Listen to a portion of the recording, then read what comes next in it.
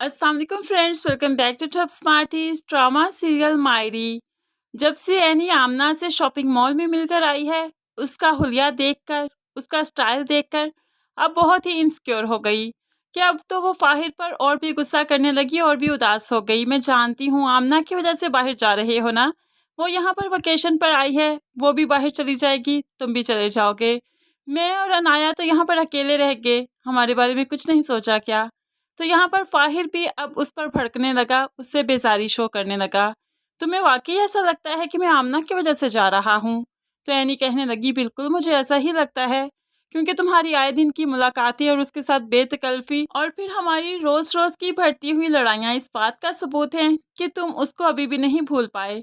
तुम उसी के लिए ही बाहर जा रहे हो, तुम दोनों मिलकर ही बाहर चले जाओगे और हम लोग यहाँ पर अकेले रह जाएंगे। फाहिर बजाय इसके कि एनी को समझाए, एनी को संभाले, वो उल्टा एनी पर ही गुस्सा करने लगा, जिसकी वजह से एनी को लगा शायद उसका ये शक नहीं बल्कि यकीन है। इसलिए तो रात को जब सोती है तो तकिए में मुंह रखते हुए बहुत ज्यादा रोती है अपनी किस्मत पर कि मेरी किस्मत भी कहीं मेरी माँ की तरह तो नहीं, कहीं मुझ पर भी तो सौतन नहीं आ जाएगी। बस इसी खौफ ने आज उसे बहुत रुलाया। सारी रात ऐसे ही रोते रोते गुजर गई। अब सुबह फिर जो नमाज पढ़ने लगी, फिर खुदा के हजूर रोने लगी और बेतहाशा रोई कि समीना ने इसे देखा तो उसके पास आकर बैठ के और उसके रोने का सबब जान ही चुकी है। तो कहने लगी, तुम्हारे और फाहर की शादी हम बड़ों की गलतियों का नतीजा है। हम लोगों ने जल्दबाजी में की, इतना भी ना सोचा कि तुम लोगों की जिंदगी कैसे गुजरेगी। हम लोग तुम्हारे गुनहगार हैं, मुजरिम हैं। लेकिन एनी के लिए अब कोई भी लफ्ज तसल्ली का बाइस नहीं बन सकता। उसे तो अपना घर उजड़ता हुआ नजर आ रहा है।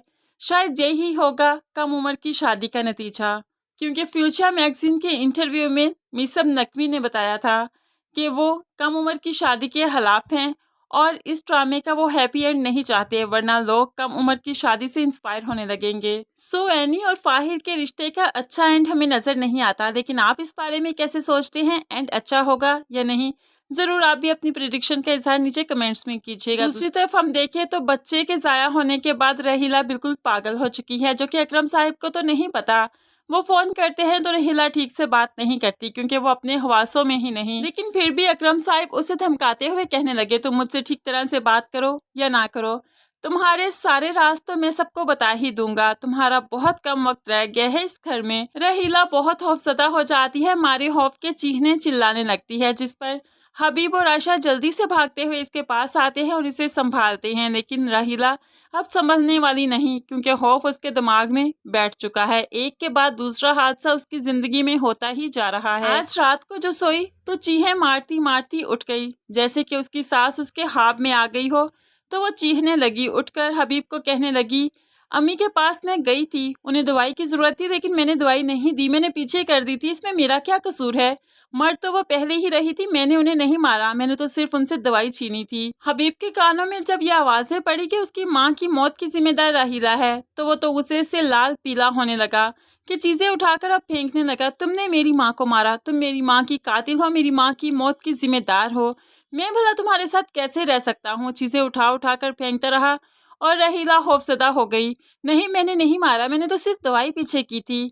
अब यहाँ पर हबीब बिल्कुल भी राहिला के साथ रहना नहीं चाहेगा। एक तो वो अपना जहनी तवाज़ुन खो चुकी है, दूसरा उसने कबूल कर लिया कि उसकी माँ की मौत की जिम्मेदार वो है। फ्रेंड्स, राहिला का भयानक अंजाम तो हम देख ही रहे हैं, इससे भी भयानक होगा जब अकरम साहिब भी आकर हकीकत बता देंगे कि सारे जेवर उसी ने चुराए थे, आयशा और एनी के। लेकिन इसके साथ ही साथ आपको क्या लगता है, एनी और फाहिर के रिश्ते का अच्छा अंजाम होगा?